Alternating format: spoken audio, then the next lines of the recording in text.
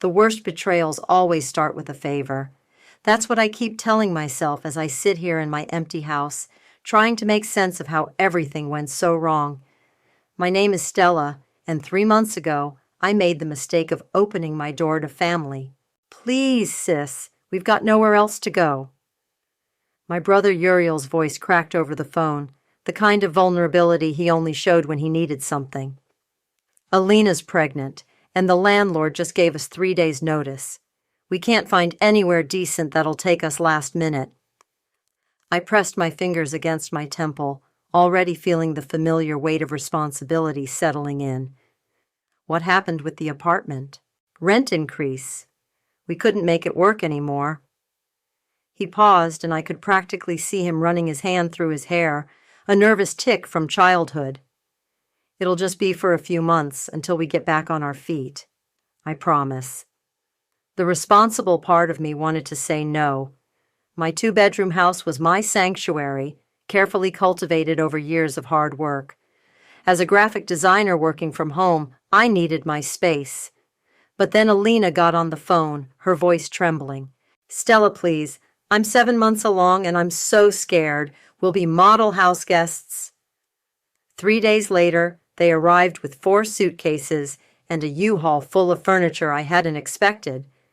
I stood in my driveway, watching as Uriel directed the movers to bring in their king-sized bed. "Where exactly are you planning to put all this?" I asked, trying to keep my tone light. Alina beamed, one hand resting on her growing belly. "Oh, we thought we'd use the bigger bedroom. You know, since there'll be 3 of us soon. You don't mind taking the smaller room, right? It's just temporary." Before I could protest, they were already rearranging my furniture. My carefully curated living room transformed within hours. My vintage posters came down, replaced by Alina's modern art prints. My comfortable reading chair disappeared into the garage to make room for their oversized sectional. "It really opens up the space," Alina said, surveying her handiwork. "Your decor was a bit dated anyway." I bit my tongue and reminded myself they were family in crisis. But over the next few weeks, the small changes became bigger ones. My home office, my workspace, became their future nursery. My morning routine was disrupted by Alina's 2-hour bathroom sessions. Uriel's dirty dishes piled up in the sink, and my grocery bills tripled. "You don't mind picking up more organic yogurt, do you?" Alina would ask, not really asking. "The baby needs quality nutrition." I started taking long walks in the evening just to escape the suffocation of my own home. That's how I ended up returning early one night, just as the sun was setting. I heard their voices through the open kitchen window as I approached the side door. "She's such a pushover," Uriel's voice drifted out, followed by Alina's quiet laugh. "Always has been. Remember what I told you about how she'd clean up my messes as kids?" "Perfect target," Alina replied. "Once the baby's born, we'll claim squatters' rights. She can't kick out a newborn." My hand froze on the doorknob. "She's too soft to stop us," Alina continued, "and by then it'll be too late. We'll have established residency. My sister did this before. It's completely legal after a certain point. Plus, she's always alone. No husband, no kids. She doesn't need all this space anyway." Uriel's voice held that same manipulative charm he'd used on the phone. "She'll probably thank us for giving her a reason to move on." I stood there, blood rushing in my ears as they continued plotting.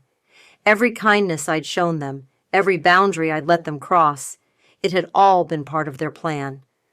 My own brother was trying to steal my house. Slowly, silently, I backed away from the door. My hands were shaking, but my mind was suddenly crystal clear. I pulled out my phone and opened my recording app, then moved closer to the window again. Their voices came through perfectly as they discussed their timeline, their legal strategy, their certainty of my weakness. Later that night, I sat in my too-small bedroom, listening to them laugh in my living room while watching my TV. I opened my laptop and started typing, "Dear Alexandra, I need your legal expertise. My brother and his wife are trying to steal my house, and I need to know exactly how to stop them." They thought I was soft, They thought I was alone. They thought I would break. They had no idea what they just started. You're telling me they actually said squatters' rights out loud? Alexandra set down her coffee cup with a sharp click. We were sitting in her law office, and I just played her the recording from my phone. Like they were discussing the weather, I replied, keeping my voice steady despite the rage bubbling underneath. They've been planning this since before they called me. Alexandra leaned forward, her professional demeanor slipping into something more personal. Stella, this is serious. In our state, adverse possession laws can be tricky. If they establish residency and can prove they've been living there with your knowledge for a certain period, they can legally claim my house. I know. I've been researching all night. She nodded, already pulling out a legal pad. Smart girl. But here's what we need to do immediately. First, we document everything.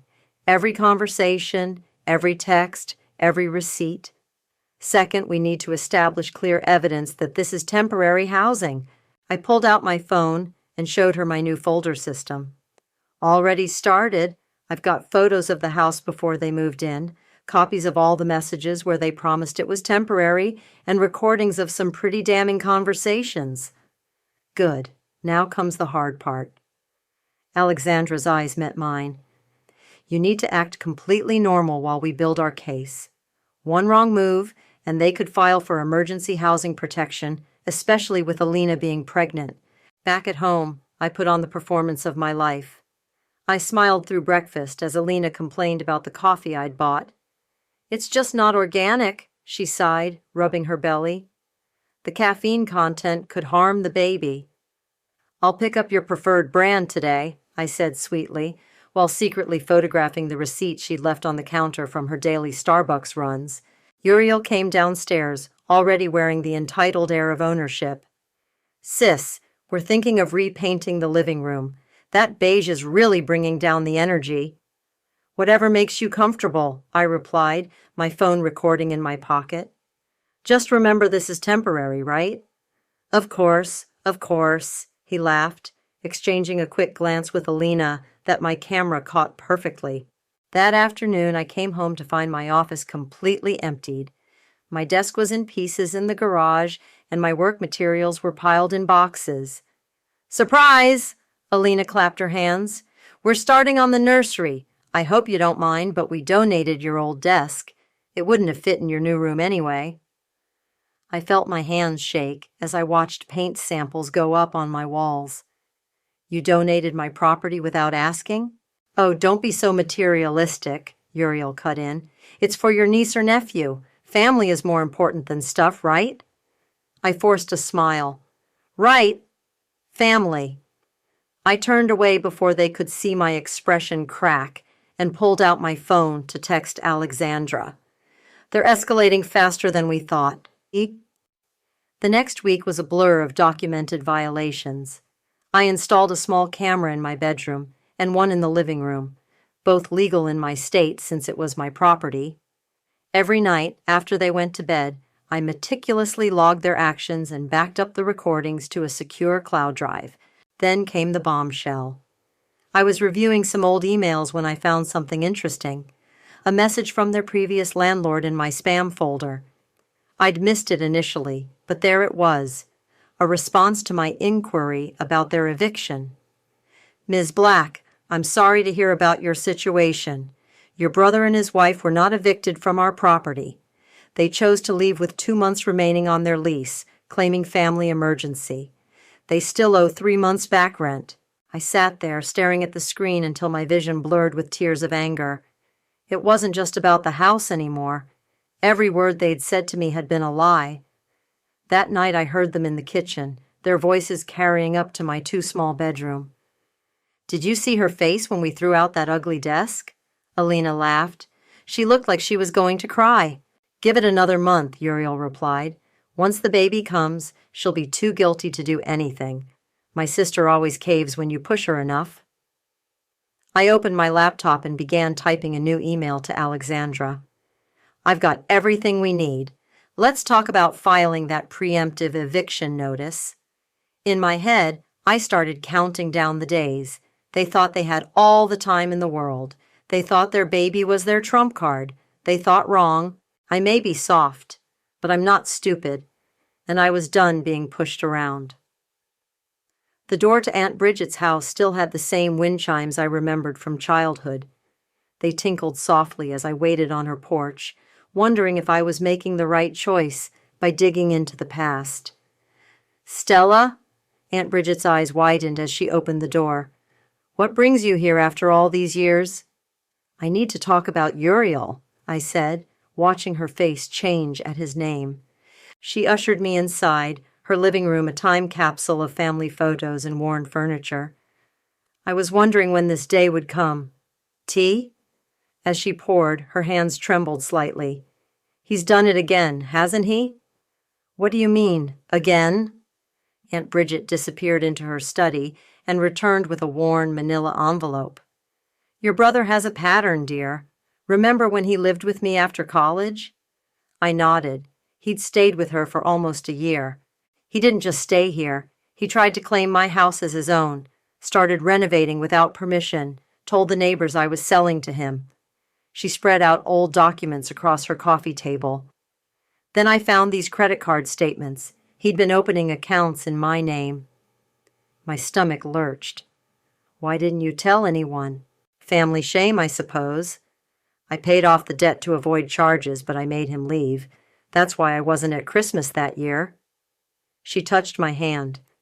"How much has he taken from you so far?" Before I could answer, my phone buzzed. A text from Sierra, Alina's younger sister. "Can we meet? There's something you should know." 2 hours later, I sat across from Sierra at a quiet cafe. She seemed nervous, fidgeting with her coffee cup. "Alina's going to kill me for telling you this," she started, glancing around. "But I can't sleep at night knowing what they're doing to you." "What do you mean?" Sierra leaned forward, lowering her voice. "This isn't the first time they've done this. There was this older woman in Florida, Margaret something. Alina befriended her, moved in to help her. They tried the same squatters' rights thing." My hand tightened around my phone, recording every word. "What happened?" "Margaret caught on faster than they expected, threatened to call the police. They left in the middle of the night, but not before emptying her bank account." Sierra's eyes filled with tears. "My sister. She's not who you think she is. Neither of them are." "Do you have any proof?" Sierra pulled out her phone, showing me old Facebook posts. "Look at the comments on this one." There it was, a comment from someone named Autumn Burns. "How dare you post happy family photos after what you did to my Aunt Margaret? You and Uriel are nothing but con artists." I screenshotted everything before Sierra deleted it. "Why are you telling me this now?" "Because I saw what happened to Margaret. She was never the same after, and—" Sierra hesitated. "Alina's been bragging to me about how they've already started selling your furniture online." My heart stopped. "What?" "Check Facebook Marketplace. They've been listing things from your house all week." That night, I sat in my car outside my own home, scrolling through Marketplace listings. There they were, my grandmother's antique mirror, my art supplies, even my desk they'd claimed to donate, all listed under Alina's profile, all described as "must go, moving soon." I forwarded everything to Alexandra, then dialed Aunt Bridget. "I found 6 other victims," she said, without preamble. "All women, all living alone. They have a system, Stella. They find someone trusting, someone with property, and they work their way in." "But I'm family," I whispered. "His own sister." "That just made you an easier target." I watched through my windshield as lights moved in my house, and saw Uriel and Alina in the window, probably planning their next move, thinking they were so clever. My phone buzzed again. An email from Autumn Burns. "I saw your message. What they did to my aunt destroyed her. She lost everything. I've been gathering evidence for months, and I'm not the only one. When do you want to meet?" I typed back quickly. "Tomorrow. Bring everything you have." Inside my house, I could hear them laughing. They had no idea that their past was catching up to them, that their carefully constructed house of cards was about to collapse. I pulled out my notebook and added another entry. Day 47. Discovered previous victims. Multiple counts of fraud confirmed. Selling my property without consent. They thought they were writing a story of conquest. They didn't realize they were actually writing their own downfall, and I was going to be the one to publish it. The crib should go by the window, Alina directed, watching as Uriel and his friend assembled the white wooden frame in what used to be my office. Stella, can you help with the curtains? I climbed the stepladder, hanging the pale blue blackout curtains they'd charged to my credit card. Every receipt was carefully photographed and logged. These are beautiful, I lied, noting how they'd already removed my custom blinds without asking. We're thinking of painting an accent wall, Uriel said, gesturing with a screwdriver. Maybe that deep navy blue we saw at the store? Whatever makes the baby comfortable, I replied, the words tasting like acid. My phone quietly recorded in my pocket, catching every presumptuous comment. The nursery transformation continued all week. Each new addition felt like a knife twist. The changing table, the designer rocker, the custom name decals they'd ordered for walls they didn't own. I documented everything while playing the role of the supportive sister. We're having a small baby shower next weekend, Alina announced over dinner. Just a few people in the backyard. I looked up from my plate. Don't you think you should have asked first? Oh, come on, sis, Uriel cut in. It's family. You're going to be an aunt. Don't be so uptight about your space. The small shower turned into 30 people trampling my garden. I watched from my bedroom window as Alina held court in my yard, accepting expensive gifts that would anchor them further into my home. Stella? A familiar voice made me turn. My ex, Solomon, stood in the doorway looking confused. I just got here. Why is everyone saying this is Uriel and Alina's house? I pulled him into my room and closed the door. Because that's what they're telling people. What? But you've owned this place for years. His face darkened as I explained everything, showing him the recordings, the evidence, the online listings of my sold possessions. Jesus Christ, Stella. He ran a hand through his hair. You need to stop this. I am, just not the way they expect. Later that afternoon, I overheard Alina talking to her friends in the kitchen. The house needs so much work, but we're slowly making it our own. Stella's been great about moving into the smaller room. She'll probably find her own place once the baby comes. I gripped my phone tighter, recording every word. Through the window I could see my neighbor Sullivan, a retired cop, watching the party with narrowed eyes. He'd been witnessing everything, taking notes at my request. Another piece of evidence for what was coming. That evening, as I cleaned up the party mess alone, Uriel approached with that fake concerned look I'd grown to hate. You seem tense, sis. Is everything okay? I forced a smile. Just tired. It's been a long day. Well, we appreciate everything you're doing. He hugged me, and I felt sick, knowing how false it was. This house is going to be perfect for the baby. After they went to bed, I sat in my stripped-down bedroom, surrounded by boxes of what little they hadn't sold or stored. My phone lit up with a text from Alexandra. Everything's ready. Just say when. I opened my laptop and clicked through the folders of evidence. Photos of them selling my belongings, recordings of their conversations about squatters' rights, screenshots of their previous victims' statements, witness accounts from neighbors, documentation of unauthorized credit card charges, and the final piece, proof they'd lied about their eviction. A soft knock at my door made me jump. Solomon stood there, his face grim. I couldn't leave without making sure you're okay, he whispered. This isn't right, what they're doing to you. I know. That's why it ends soon. He looked around my nearly empty room, at the boxes and bare walls. Need any help? I showed him the legal documents Alexandra had prepared. His eyes widened as he read. Damn, Stella, you're not playing around. They thought I was just going to roll over and take it. I closed my laptop quietly. They thought wrong. As Solomon left, I heard Uriel and Alina in the nursery, cooing over baby clothes and making plans for my house's future. They had no idea that in less than 48 hours, their perfect plan would shatter. I sent a final text to Alexandra. "Start the proceedings tomorrow. It's time." Then I lay down in my bed, listening to them move around in my house like they owned it, and smiled for the first time in weeks. Sometimes the best revenge isn't served cold. It's served with perfect legal documentation and multiple witnesses. They wanted to play house. I was about to show them what happened when you played with the wrong person. "Everything has to be perfect," Alexandra said, spreading documents across her desk. "One mistake, and they could drag this out for months." I nodded, watching her sort through the stack of evidence we'd compiled. The morning sun streamed through her office windows as we finalized our plan. "The restraining order is ready," she continued.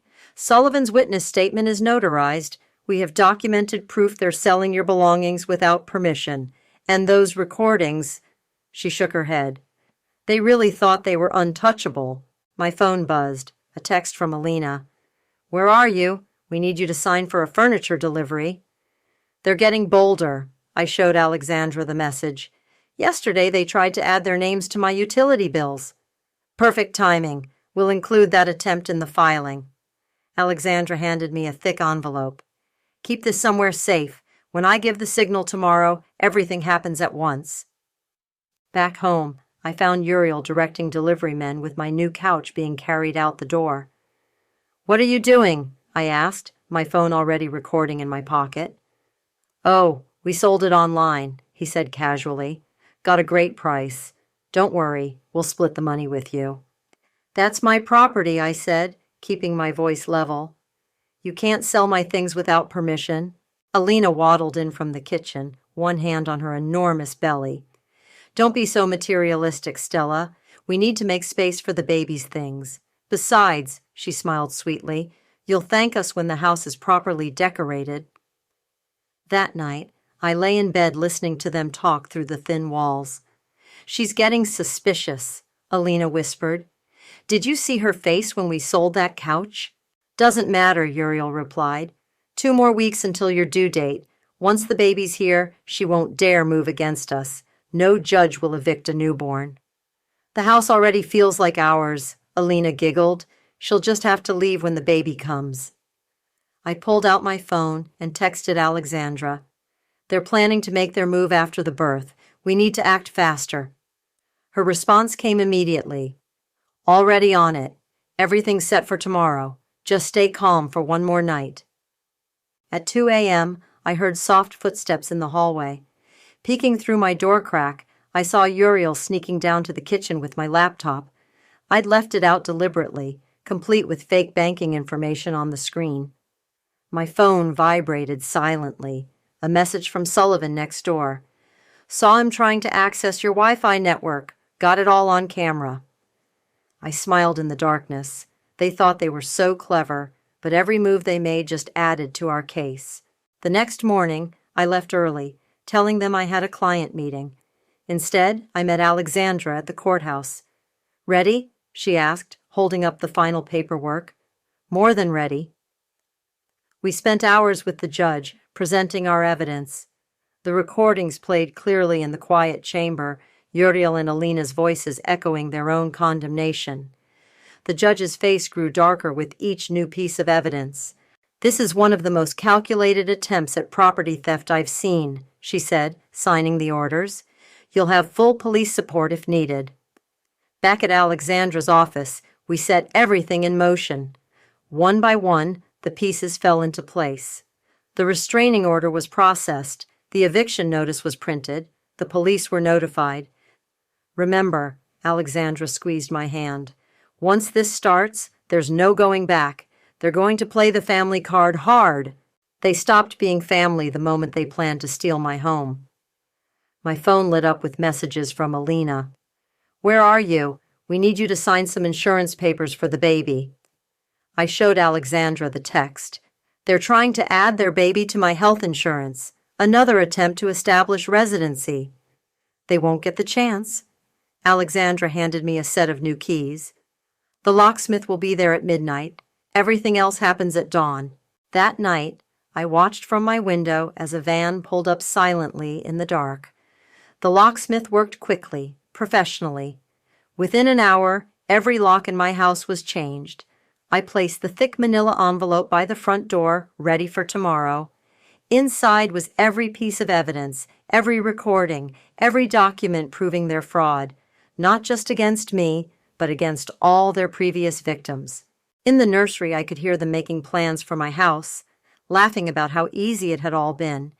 They had no idea that in a few hours, their perfect plan would crumble. I set my alarm for dawn and smiled. Sometimes the best revenge is simply justice, served with perfect timing. For the first time in months, I slept through the night. No anxiety, no muffled conversations through the walls, no sound of my possessions being moved without permission. Just peace. My alarm went off at 6 a.m. I got dressed carefully, choosing a crisp blue blazer and black pants. Professional, powerful, ready. They left for her final OB appointment at 5:30, Sullivan texted. Right on schedule. I walked through my house, really seeing it for the first time in months. The nursery door stood open, filled with furniture they'd bought using my credit cards. My living room was transformed, every piece of my life systematically replaced with theirs, but not for much longer. Alexandra arrived at 7, carrying a stack of official papers. Everything's in place. Police are on standby. You ready? I nodded, watching as she began posting notices on the front door, on the windows, on every entrance. Bold yellow papers declaring trespassing warnings and eviction orders. Your brother's car just turned onto the street, Sullivan called from next door. We watched through the window as Uriel's car pulled into the driveway. Alina stepped out first, one hand on her massive belly. They walked toward the front door, still laughing about something. Then Uriel reached for his key. It didn't work. He tried again, and again. What the hell? I heard him mutter. Then he saw the papers. His face went white as he read the notice. Alina waddled up behind him, her expression changing from confusion to rage. Stella! Uriel pounded on the door. Open this door right now! I stepped into view through the window, Alexandra and Sullivan flanking me. Uriel's eyes widened when he saw them. What are you doing? He demanded. Alina's 9 months pregnant. You can't do this. I opened the upstairs window, looking down at them.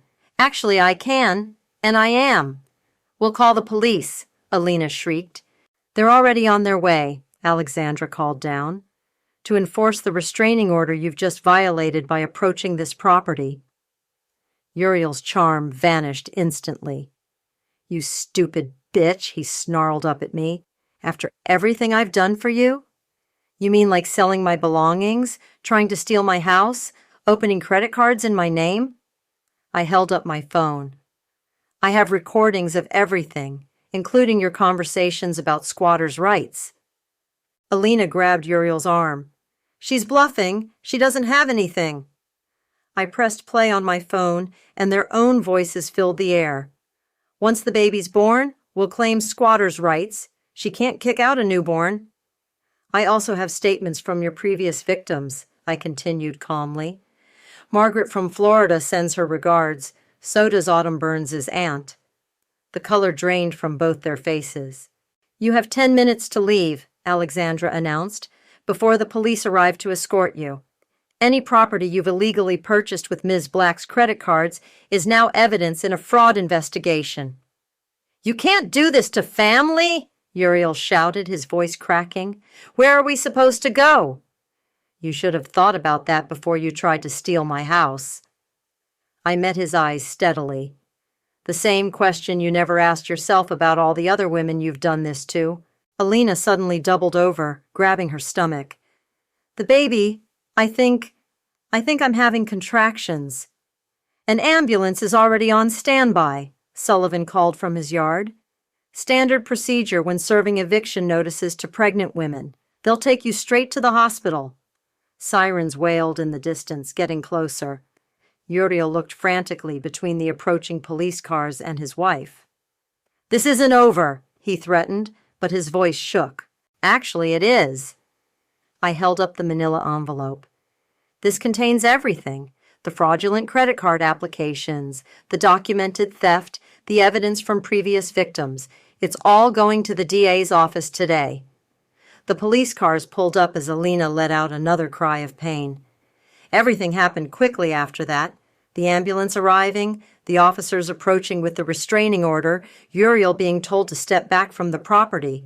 I watched from my window as they loaded Alina into the ambulance. Uriel stood in my driveway, looking lost as the police informed him he needed to leave immediately. "That's my sister's house," I heard him tell the officers weakly. "She's my sister." "Not anymore," I whispered, though he couldn't hear me. As the ambulance pulled away and the police escorted Uriel off my property, Alexandra squeezed my shoulder. "You did it." I looked around at my house, and felt the weight of months of deception finally lifting. "No," I said. "They did it to themselves." The morning sun streamed through windows that were mine again, and for the first time in months, I could breathe freely in my own home. The banging started again at midnight. I sat in my darkened living room, Alexandra and Sullivan beside me, as Uriel's voice carried through the door. "You can't do this to us!" His fist pounded against the wood. "Alina just had the baby! We have nowhere to go!" Alexandra touched my arm. "Don't respond. Let the police handle it." Through the window I could see him clearly in the porch light, disheveled, desperate, still wearing his hospital visitor's badge. The mask of charm had completely cracked. "I know you're in there," he shouted. "You're really going to let your own niece be homeless?" Sullivan already had his phone out, calmly speaking to the police dispatcher. I watched my brother pace on my porch, remembering all the times I'd cleaned up his messes, made excuses for him, believed his lies. "You think you've won?" His voice turned ugly. "I'll tell everyone what you did, how you threw out a pregnant woman, how you abandoned your own family." Blue and red lights flashed at the end of my street. Uriel saw them too, and his desperation peaked. "I'll take everything from you," he screamed, kicking my door. "I'll ruin your reputation. I'll—" "Step away from the house, sir," an officer's voice cut through the night. "You're in violation of a restraining order." "This is my sister's house," Uriel tried to explain, but his voice cracked. "She's trying to steal it from me." Alexandra opened the door, handling the legal documents to the officers. "Here's the property deed, the restraining order, and evidence of their attempted fraud." I stepped into the doorway, finally facing my brother. He looked smaller somehow, his confident swagger replaced by panicked rage. "How could you?" he whispered. After everything you've done?" I finished for him. "Let's talk about Margaret in Florida, or the 3 other women before her. Should I call them all here to tell their stories?" His face went white. Behind him I could see more patrol cars arriving. "Sir, this is your final warning," the officer said. "Step away from the property or you will be arrested." "You don't understand," Uriel pleaded. "My wife just had a baby. We need—" "To find another victim?" I cut in. "Another house to steal? Another life to destroy?" The officer moved forward with handcuffs as Uriel backed away. "No, wait. I can explain." "Save it for the fraud investigation," Alexandra called out. "The DA is very interested in your pattern of behavior." As they led him to the patrol car, his mask cracked completely. "You think you're so smart?" he screamed. "You think this is over? I'll tell them everything about you, every secret, every—" The car door slammed, muffling his threats. I watched as they drove away, my brother's face getting smaller in the rear window until he disappeared into the night. My phone buzzed, a text from Sierra. "Alina's telling everyone you stole her house and endangered the baby. I'm so sorry. I've sent screenshots of everything to your lawyer." Another message popped up, this one from Autumn Burns. "Just saw the police report. 4 other victims are coming forward. Thank you for stopping them." Sullivan touched my shoulder. "You okay?" I nodded, watching another patrol car circle the block. "I will be." "You should know," Alexandra said, checking her phone. The fraud investigation is expanding. They found evidence of similar schemes in 3 other states. This is bigger than we thought. I walked back into my house, my quiet, empty house, and looked at the nursery door. Behind it lay all their abandoned things, their failed attempt at stealing another life. What happens now? I asked Alexandra. Now? She smiled grimly. Now we let the justice system do its work. But first, she pulled out a stack of papers. We need to file charges for everything they stole and sold. My phone buzzed again. A message from an unknown number. This is Margaret. Autumn gave me your contact. Thank you for being stronger than I was. They nearly destroyed my life. When can I add my statement to the case? I showed Alexandra the message. How many others do you think there are? Based on the pattern? She shook her head. We're just seeing the tip of the iceberg. Outside, the night had grown quiet again. No more screaming, no more threats. Just the soft sound of justice finally catching up to years of manipulation. I looked at the family photo still hanging on my wall. Uriel and me as kids, both smiling, both innocent. Tomorrow I'd take it down. Tomorrow I'd start reclaiming my space. But tonight, I just sat in my living room, surrounded by the aftermath of betrayal, and felt the strange peace that comes with finally standing your ground. The nursery walls gleamed with fresh paint, deep forest green now, not baby blue. My easel stood where the crib had been, catching the morning light perfectly. Every brushstroke on my canvas felt like reclaiming another piece of myself. My phone buzzed on the windowsill. Alexandra's text was brief. Sentencing today. Want to be there? I set down my brush, looking around at my transformed space. The art studio I'd always wanted but had been too afraid to create. No, I typed back. I've given them enough of my time. The reply came quickly. Fair. 7 counts of fraud, 3 counts of grand theft, plus the previous victims' cases. They won't be scamming anyone for a long while. I walked through my house, touching the walls that were mine again. New furniture filled the spaces where they'd sold my belongings, different pieces, chosen by me, for me. The morning sun cast familiar shadows across my reclaimed territory. The doorbell rang. Sullivan stood there with his morning coffee and newspaper. Thought you might want to see this, he said, handing me the paper. The headline was small, buried in the local section. Couple sentenced in multi-state property fraud scheme. Below it, Uriel and Alina's mugshots stared back at me.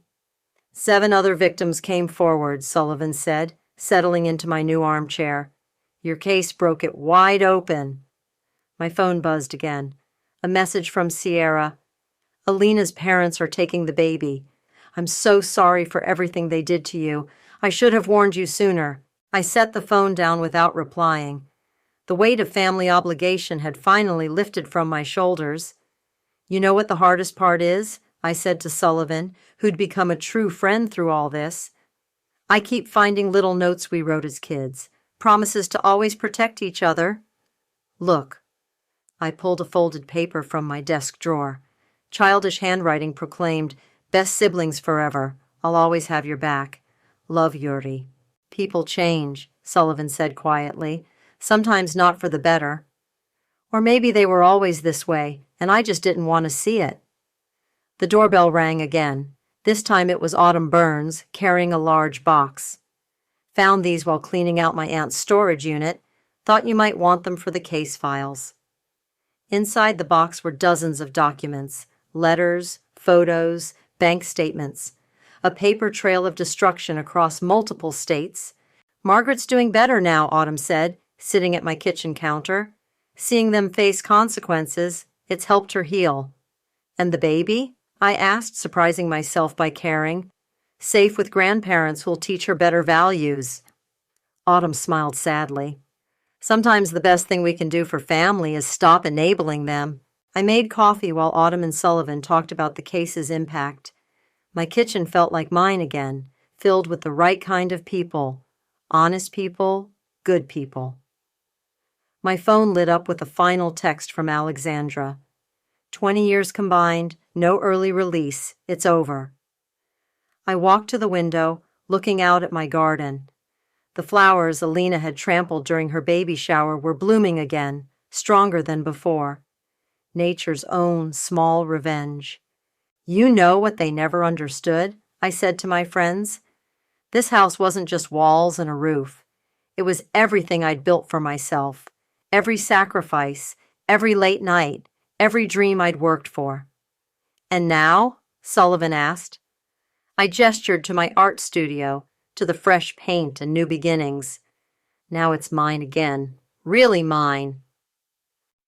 The morning passed quietly as we talked and planned. Autumn discussed starting a support group for fraud victims. Sullivan mentioned teaching a community class on property rights, life moving forward, not looking back. As they left, I stood in my doorway, and felt the last pieces click into place. The house seemed to exhale with me, finally free of secrets and schemes. Inside, I picked up that childhood note one last time. Best siblings forever, it promised in faded ink. With steady hands, I tore it into tiny pieces and let them fall into the trash. Sometimes family isn't about blood. Sometimes it's about truth. Sometimes it's about being strong enough to say no more.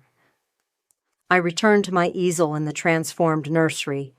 On the canvas, a phoenix emerged from my brushstrokes, rising, defiant, free. They thought they could break me by using family against me. Instead, they taught me how to be stronger than blood, and that was worth every painful lesson along the way.